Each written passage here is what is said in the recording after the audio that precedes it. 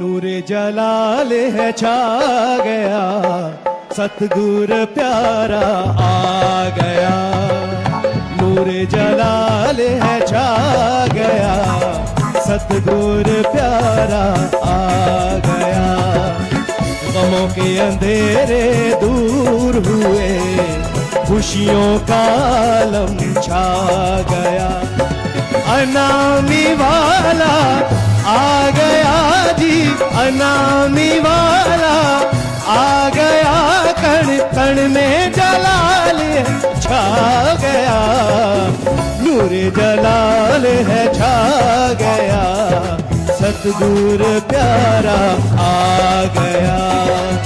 गमों के अंधेरे दूर हुए, खुशियों का आलम छा गया।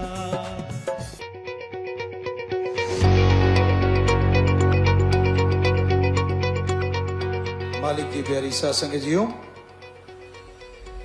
और बेपरवाह जी सच्चे दादा रहबर का एमएस जी भंडारा 1 जनवरी से शुरू हुआ है और ये तो चलता ही रहना है,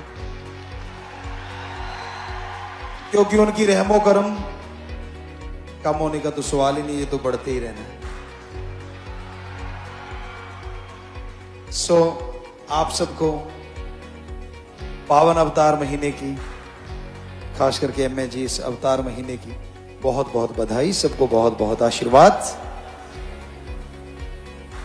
और बताने की जरूरत नहीं, आम कहा जाता है कि चेहरा चुगली खा जाता है, तो हमारे बच्चों का चेहरा तो चुगली नहीं खाता, बल्कि महक रहा है, चहक रहा है और शब्द अल्फाज छोटे पड़ जाते हैं। बहुत ही अच्छे लग रहे हैं सारे बच्चे, और लगे भी क्यों ना, इससे बड़ा त्योहार एक मुर्शिद के पूर्ण मुरीद के लिए कोई और हो ही नहीं सकता।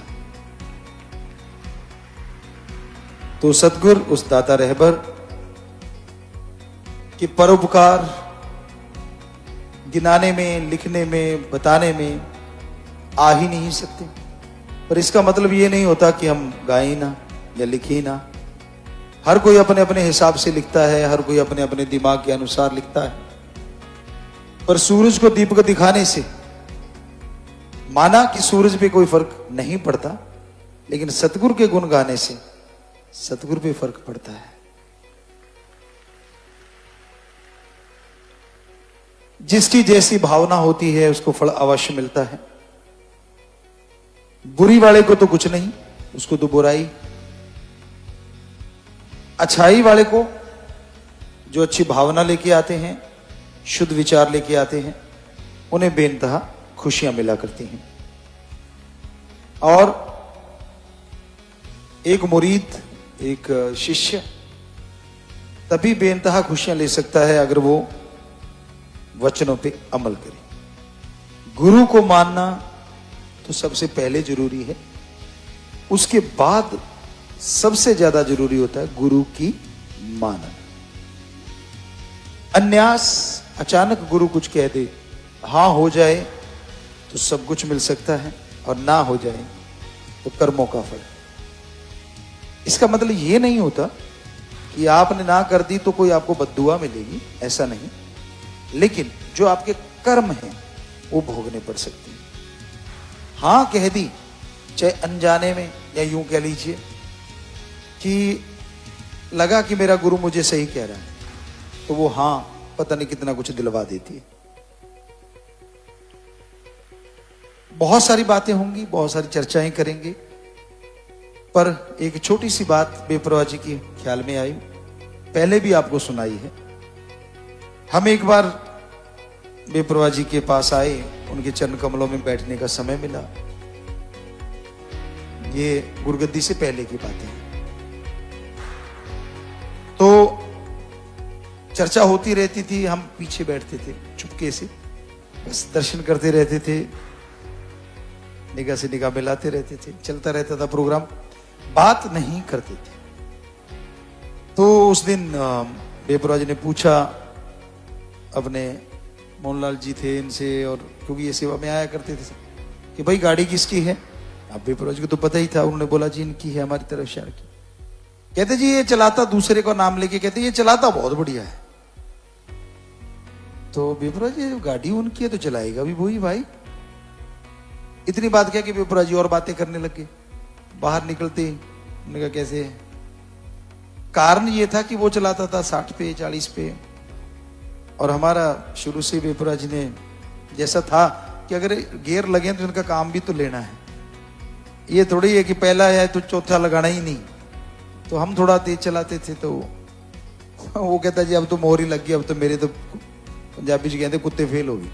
वो साइकिल चलाते चलाते ना, जो पुराने हैं वो जानते, आज के बच्चों ने कभी देखा हो शायद, जिनके, क्योंकि हमारे तो साइकिल भी था, साइकिल चलाया करते थे बहुत शौक से। वो चलाते चलाते चलाते चलाते वो ना काम ही छोड़ जाता था, ऐसे ही घूमता रहता था, साइकिल आगे नहीं बढ़ते। उन्होंने कहते कुत्ते फेल हो गए। तो कहता जी मेरे तो कुत्ते फेल हो गए, मतलब कि आपको चलाना पड़ेगा। हमने कहा वो जो करता है सही होता है। तो वहां से हम निकले मस्ताना जी धाम से। यहाँ अब शास्त्रनाम जी नगर वो बना हुआ है, और उसके पास तब तो दुकानें या कुछ थोड़ा बहुत वैसे लगा लिया करते थे। तो वहां से जब निकले तो नेचुरली हमारा बैठते ही तेज करते थे गाड़ी। तेज करी तो सामने से एक ट्रैक्टर आ रहा था, यानी हम लेफ्ट से जा रहे थे तो शहर की तरफ से राइट से आ रहा था।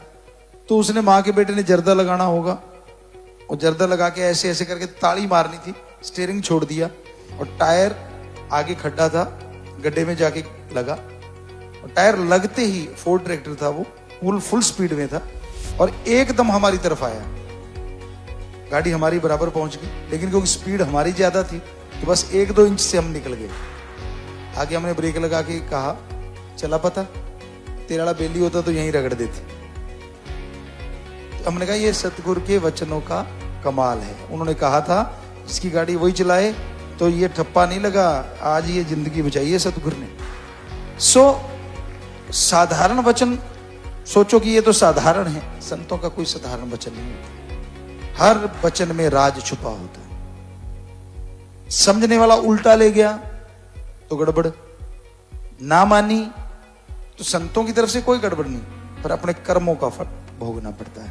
तो ये बेपरवाह जी के रहमो करम की आपको बात है। हमारे साथ तो कदम कदम पे उनका रहमो करम पता नहीं कितना है, पता ही नहीं। ऐसे सत्संगियों के साथ है, हमारे बच्चों के साथ, हमारी तो फिर बात ही अलग है, क्योंकि उनकी रहमत ही इतनी ज्यादा है। क्या कोई समुंदर को गिलास में डाल सकता है? क्या कोई बाजूमंडल को एक गुब्बारे के अंदर बंद कर लेगा? कभी नहीं। तो उसी तरह अपने मुर्शिद कामिल, अपने सतगुरु के गुणगान गाए ही नहीं जा सकते। ये इतिहास गवाह है, आज तक कभी नहीं हुआ कि गुरु ये कहे कि मैं था, मैं हूं, मैं ही रहूंगा। तो वो तो आपने वचन सुन ही लिए कि हम थे, हम हैं और हम ही हैं, बस बात खत्म। वो तो सेवादारों ने तो खास करके सुन लिए थे उस दिन। ऐसा वचन रूहानियत के, सूफियत के इतिहास में पहले कभी नहीं हुआ। तो ये उनकी रहमत है, उनकी कृपा है। वो कर्ण करावणहार, शासत नाम श्यामस्तान दातार। खुशी मनाओ, लेकिन हमेशा एक बात याद रखो, जब डेरे में आते हो कम से कम तब आपकी जो भावना है ना 100% शुद्ध होनी चाहिए। बुरा ना मनाना, भावनाओं पे कंट्रोल करो। तब मैं क्या हूं, मैं कौन हूं नहीं, मैं कहां हूं और किस लिए हूं, ये ज्यादा जरूरी है। मैं अपने मुर्शिद का एक भक्त हूं और मैं दर्शन करने और सुनने आया। यहां अगर सीमित हो जाएगा अर्जुन की आंख वाली बात, वो तीर वाली, तो फिर पूछो मत जो नजारे मिलते हैं। हो सकता है सामने भी कुछ नजर आ जाए, अंदर भी कुछ नजर आ जाए, अंदर की जरूरत ही ना पड़े, कुछ भी हो सकता है। इसलिए वचन सुनो और अमल किया करो। क्यों, किंतु, परंतु, ये नहीं, वो नहीं, हमें लगता है इनको छोड़ देना चाहिए। भंडारे के दिनों में आप अपने आप से पूछो कि हमें ये छोड़ना है, और फिर पर्ण किया करो।